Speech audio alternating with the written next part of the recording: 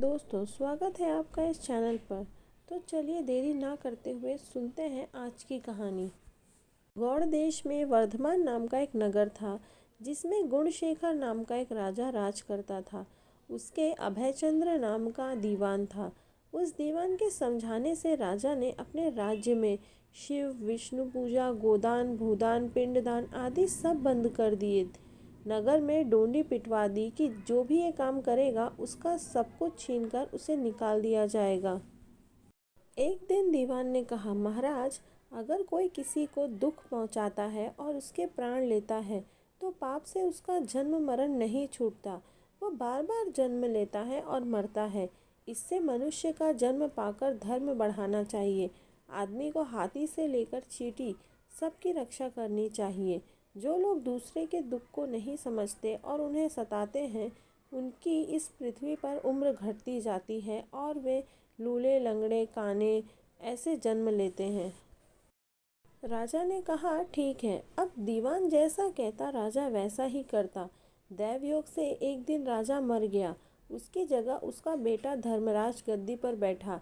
एक दिन उसके किसी बात पर नाराज होकर दीवान को नगर से बाहर निकलवा दिया। कुछ दिन बाद एक बार वसंत ऋतु में वह इंदुलेखा, तारावली और मृंगाकवती इन तीनों रानियों को लेकर बाग में गया।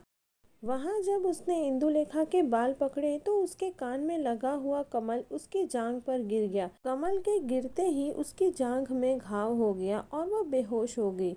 बहुत इलाज हुआ तब वह कहीं ठीक हुई।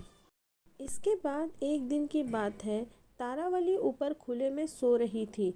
चांद निकला। जैसे ही उसकी चांदनी तारावली के शरीर पर पड़ी, फफोले उठाए। कई दिन के इलाज के बाद उसे आराम हुआ। इसके बाद एक दिन किसी के घर में मुसलों से धान कूटने की आवाज़ हुई। सुनते ही मृंगाकवती के हाथों में छाले पड़ गए।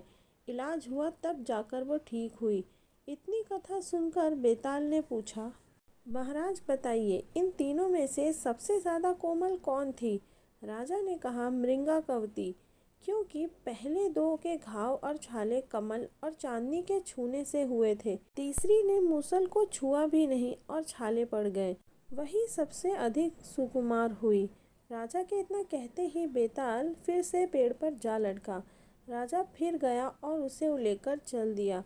तब बेताल ने एक और कहानी सुनाई। तो दोस्तों, इसी तरह बने रहिए मेरे साथ इस कहानी में, और आगे की कहानी सुनते रहने के लिए चैनल को लाइक करें, शेयर करें और सब्सक्राइब करें। धन्यवाद।